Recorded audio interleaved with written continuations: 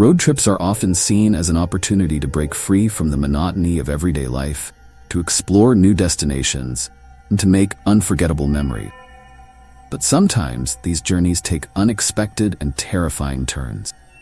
Tonight, we dive into 3 spine-chilling road trip horror stories that will make you think twice before your next adventure. Buckle up as we embark on a journey through fear and suspense. Our first story begins now. Imagine being alone in the vast, unending desert at midnight. Nothing but the soft hum of your car and the eerie silence of the night. This was the reality for Tom Mitchell, who had always been a rational man. But one fateful night, Tom's drive across the Arizona desert would plunge him into a nightmare that defied all logic and left him forever changed. Tom Mitchell had spent countless hours on the road, driving from one city to another, often finding solace in the solitude. That evening, he was on his way to visit his sister in California, a trip he had made many times before. The desert highway stretched out before him, a seemingly endless ribbon of asphalt, flanked by shadows of towering cacti and rugged mountains. It was just after midnight when Tom noticed a pair of headlights approaching in his rearview mirror. He had been on this stretch of road for hours, and the only thing breaking the monotony was the occasional flicker of headlights from distant vehicles. Tonight, however, something felt different. The car behind him seemed to be coming up fast, much faster than usual. Tom's grip on the steering wheel tightened as the car drew closer, its high beams cutting through the darkness like a knife. As the car overtook him, it brushed dangerously close to his bumper. Tom flinched, the sudden rush of air making his heart race. He had barely managed to avoid a collision when the car swerved back into his lane, forcing him to slam on his brakes. His truck skidded momentarily, tires squealing against the asphalt. Tom's pulse pounded in his ears, his breaths coming in ragged bursts as he tried to regain control. The car that had nearly caused the accident sped off into the distance, its taillights disappearing into the night. Tom took a few deep breaths, trying to steady himself. The suddenness of the encounter left him shaken, and he glanced around, searching for any sign of the other vehicle. The desert was eerily quiet, the only sound the distant rustling of wind against the barren landscape. Tom tried to shake off the unsettling feeling and continued driving, the headlights of his truck cutting through the darkness. The isolation of the desert was palpable, and the silence seemed to press down on him like a heavy weight. He kept his eyes fixed on the road. The image of the speeding car lingered in his mind. Minutes later, Tom spotted the headlights again in his rearview mirror. The same car was tailing him, its high beams blinding him once more. He tried to stay calm. The growing sense of dread was impossible to ignore.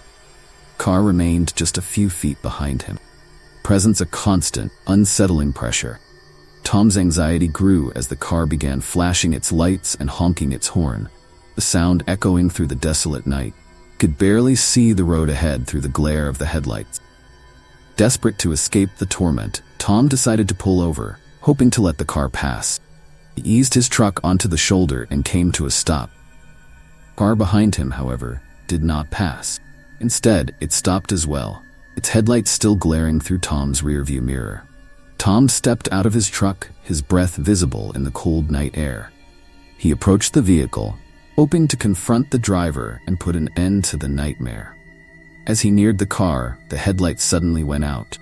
The vehicle was now completely dark, and the silence of the desert seemed to swallow the sound of his footsteps. Tom hesitated, his heart pounding in his chest. He peered through the darkened windows but saw nothing. The car remained still, its engine silent. Tom was about to turn back when he heard a faint whispering from behind him. The sound was barely audible, like a distant murmur carried by the wind. He spun around, but the darkness revealed nothing. The whispering grew louder, a cacophony of voices that seemed to swirl around him. Tom's skin crawled as he felt an icy chill spread through his body. Panic set in, and he ran back to his truck, locking the doors behind him. He started the engine and sped away, his eyes darting to the rearview mirror. The desert landscape blurred past him, and the whispering seemed to follow him, an oppressive presence that refused to be ignored. As the miles ticked by, Tom's nerves were on edge. The road stretched out before him, a ribbon of asphalt winding through the darkness. The headlights in his mirror appeared again, this time coming straight at him from the opposite direction. The car swerved into his lane, and Tom had to jerk the wheel to avoid a head-on collision. The truck skidded off the road and came to a halt in the dirt, the jarring stop leaving Tom breathless. He looked around. The car was nowhere to be seen. The desert was silent, only sound the distant howl of a coyote. Tom got out of his truck, his heart racing as he scanned the horizon. The whispering had stopped, replaced by an unsettling stillness that made his skin crawl. Determined to understand what was happening, Tom walked to the edge of the road. The desert was cold and unforgiving, the darkness seeming to close in on him from all sides. As he stood there, he heard the faint sound of footsteps behind him. He turned around, but there was no one there. The footsteps grew louder, growing closer and closer until they were almost deafening. Tom's panic intensified, and he ran back to his truck, fumbling with the keys as he tried to get back inside. The footsteps were now right behind him, the sound of someone or something moving rapidly through the desert. He finally managed to lock himself inside the truck and started the engine. The headlights illuminated the road ahead, but the oppressive darkness of the desert made it difficult to see. Tom's hands were shaking as he gripped the steering wheel, his mind racing with fear. The truck lurched forward, and Tom drove as fast as he could, the tires kicking up dust behind him. He kept his eyes on the road, his heart pounding in his chest. The whispering began again, a faint sound that seemed to be coming from all directions. Tom could barely hear it over the roar of the engine. But the eerie voices were a constant reminder of the terror that lurked just beyond the edge of the road. Hours passed, and the first light of dawn began to break over the horizon. Tom's exhaustion was palpable, his body aching from the hours of tense driving. As the sun rose, the desert landscape transformed from a dark, foreboding expanse into a more familiar, albeit still desolate, environment. Tom felt a surge of relief as the daylight began to push back the shadows of the night. When he finally reached his sister's house in California, the sun was fully risen, casting a warm glow over the landscape. Tom was physically and mentally drained. The sight of his sister's welcoming home was a welcome respite from the horrors of the night. He pulled into the driveway, feeling a wave of relief wash over him. Tom never spoke of the night's events to anyone. The memory of the phantom driver and the terrifying experiences he had endured were too disturbing to share. He could not explain the whispers, phantom vehicle, or the oppressive fear that had gripped him. The Arizona desert, once a place of adventure, had become a haunting reminder of the terror that can lurk in the most unexpected places. The highway remained a part of the desert's vast and mysterious landscape, and some say it is cursed, a place where the boundaries between reality and nightmare blur. Tom knew one thing for certain. The ghostly driver and the eerie whispers would forever haunt his memories, a chilling reminder of the darkness that can lurk on even the most familiar of roads.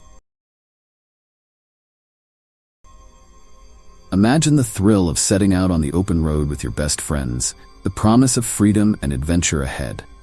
Alex, Sarah, Mike, and Lisa were a close-knit group, eager to explore the vast landscapes and hidden gems of the country. Their destination: tour of America's national parks, from the Grand Canyon to Yellowstone. But their journey took a dark turn one fateful night when they stumbled upon a deserted, eerie motel in the middle of nowhere.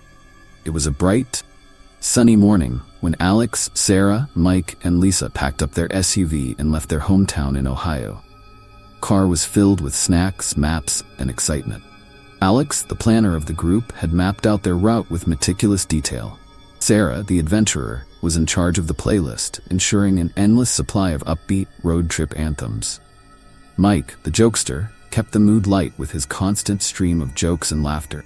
Lisa, the photographer, documented every moment with her camera. As they left the city behind, the friends felt a surge of freedom. The open road stretched out before them, a ribbon of possibilities. They made their first stop at a roadside diner, enjoying greasy burgers and milkshakes while chatting with the friendly locals. The day passed in a blur of laughter, music, and scenic views. They stopped at various attractions, from quirky roadside statues to breathtaking overlooks. Late in the afternoon, as they refueled at a small, rundown gas station, they encountered an old man who seemed out of place. His weathered face and piercing eyes made them uneasy. As they paid for their gas, he leaned in and muttered, "Be careful on the road ahead. Strange things happen around here at night." The friends exchanged puzzled glances, but shrugged it off as the ramblings of an eccentric local. They thanked him and continued on their way, the sun beginning to set behind them. Little did they know, his warning would soon prove to be disturbingly accurate. As night fell, the group decided to take a scenic detour through the back roads, hoping to find a unique spot to camp for the night. But the unfamiliar roads and fading light soon led them astray. The GPS signal was spotty, and before they knew it, they were hopelessly lost. The winding roads and dense forests around them created an eerie atmosphere. Sarah's upbeat playlist had long been replaced by static, adding to the growing sense of unease. Tension filled the car as they argued over directions, their earlier excitement fading into frustration. Just when they were about to give up and sleep in the car, they spotted a flickering neon sign in the distance. "Motel," it read in faded, broken letters. The building looked old and dilapidated, but the thought of a bed and a roof over their heads was too tempting to resist. They pulled into the gravel driveway, a crunching sound under the tires echoing in the stillness of the night. The motel was a single-story structure with peeling paint and broken windows. Weeds grew through the cracks in the pavement, and a single dim light flickered above the entrance. Inside, the reception area was no less unsettling. The air was musty, and the dim lighting cast long shadows on the walls. An old-fashioned bell sat on the counter, and Alex hesitated before giving it a ring. The sound echoed through the empty lobby, and moments later a man emerged from the back room. The receptionist was an older man with a gaunt face and hollow eyes. His voice was raspy as he welcomed them and handed over the keys. "Room 6, he said with a crooked smile. "Enjoy your stay." The friends exchanged uneasy glances, but thanked him and made their way to the room. The hallway was dimly lit, and the creaking floorboards added to the sense of unease. As they unlocked the door and stepped inside, a chill ran down their spines. The room was old and shabby, with faded wallpaper and a distinct odor of mold. They decided to make the best of it, unpacking their bags and settling in for the night. Little did they know, their nightmare was just beginning. First sign of trouble came as they tried to get some rest. Sarah, unable to sleep, heard faint whispers coming from the hallway. She dismissed it as the wind, but the whispers grew louder, more insistent. She nudged Alex, who groggily woke up and listened. "Did you hear that?" Sarah whispered. Alex strained to hear, but the whispers had stopped. "Probably just the old pipes," he reassured her, but he didn't sound convinced. Meanwhile, in the adjoining room, Mike and Lisa were experiencing their own disturbances. Lisa felt a cold draft sweep through the room, despite the windows being closed. She shivered and pulled the blanket tighter around her. Mike, trying to lighten the mood, joked, "Maybe this place is haunted. Should we call the Ghostbusters?" Lisa chuckled nervously, but the uneasy feeling remained. As the night wore on, the strange occurrences escalated. Around 3 a.m., Alex woke up to find the room freezing cold. His breath was visible in the air, and the room temperature had dropped drastically. He got up to check the thermostat, but it was set to a normal temperature. Sarah sat up, wide-eyed. "Alex, look," she whispered, pointing to the corner of the room. A shadowy figure stood there, barely visible in the darkness. Alex's heart raced as he flicked on the bedside lamp, but the figure vanished instantly. They were both terrified, unsure of what they had just seen. In the other room, Mike was jolted awake by the sound of someone calling his name. He sat up, disoriented, and saw a faint figure standing at the foot of his bed. "Lisa, wake up," he shouted. But when Lisa turned on the light, the figure was gone. In a state of panic, the group decided to regroup in the lobby. As they hurried down the hallway, the lights flickered and went out, plunging them into darkness. They fumbled for their phones, using the flashlights to navigate. In the confusion, they got separated. Alex and Sarah ended up in the basement, while Mike and Lisa found themselves in the attic. The old building seemed to have a mind of its own, with doors closing and locking on their own. Down in the basement, Alex and Sarah stumbled upon old newspapers and journals scattered across the floor. The headlines were chilling: mysterious deaths at local motel, unsolved murders plague deserted inn, and tragic fire claims lives. Sarah picked up a journal, her hands shaking as she read the entry. The writings detailed the experiences of previous guests who had encountered the same eerie phenomena. The last entry was particularly disturbing, describing a fire that had trapped and killed several guests, whose spirits were now trapped in the motel.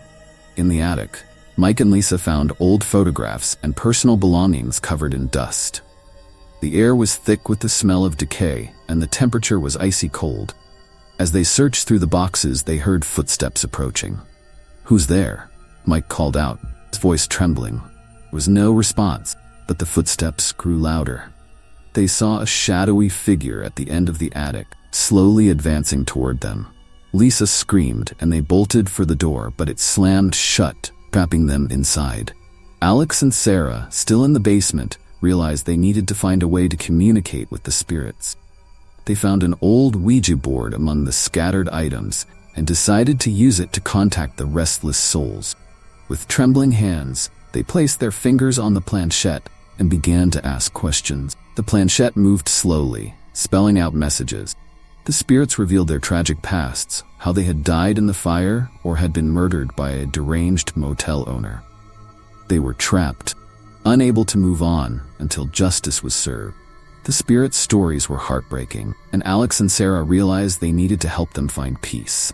The spirits also warned them about the motel owner, who was still haunting the place and causing the disturbances. Their attempts to leave the motel were thwarted by supernatural forces. Doors slammed shut, windows wouldn't budge, and their car refused to start. The friends were trapped, with the malevolent spirit closing in on them. In a desperate bid to survive, they gathered in the lobby and called out the spirit.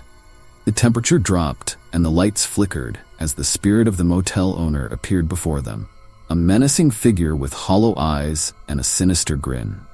"Why are you tormenting us?" Alex demanded. The spirit's voice was a cold whisper. "You cannot leave. This place is mine, and so are you." Summoning their courage, friends used the information they had gathered to confront the spirit. They recited prayers and burned sage, hoping to banish the evil presence. The spirit screamed and lashed out, but their combined efforts proved stronger. With one final agonized cry, the spirit dissipated into the air, and the oppressive atmosphere lifted. The motel was once again silent. The sense of malevolence was gone. As dawn broke, the friends managed to leave the motel. The doors opened, and their car started without issue. They drove away, exhausted but relieved, the nightmare finally behind them. The experience had shaken them to their core, and they vowed never to speak of the night again. The bond between them had deepened, forged in the crucible of terror. Months later, as they reminisced about their trip, they stumbled upon an article online. The motel had been demolished, but rumors of its haunting persisted. Some said the spirits had found peace, while others claimed the malevolent presence still lingered, waiting for its next unsuspecting visitors. Friends shivered at the memory, knowing they had narrowly escaped a fate far worse than they could have imagined. The road ahead was still filled with possibilities, but they would always carry the haunting memory of that night, deserted motel.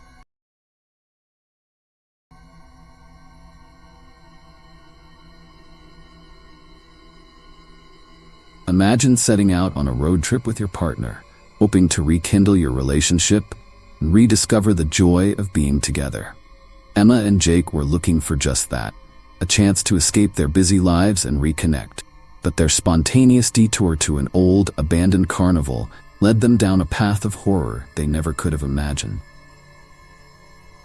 It was early morning when Emma and Jake packed up their car and left their home in Denver. The crisp air and clear skies promised a perfect day for the start of their journey. They had been planning this road trip for weeks, eager to leave their stressful jobs behind and enjoy each other's company. Emma, a graphic designer, and Jake, a software developer, both needed a break from their hectic routines. As they drove away from the city, the tension between them began to melt away. The open road was a welcome sight, and they sang along to their favorite songs, feeling the excitement of adventure ahead. Their plan was to take a meandering route through the countryside, stopping at small towns and quirky attractions along the way.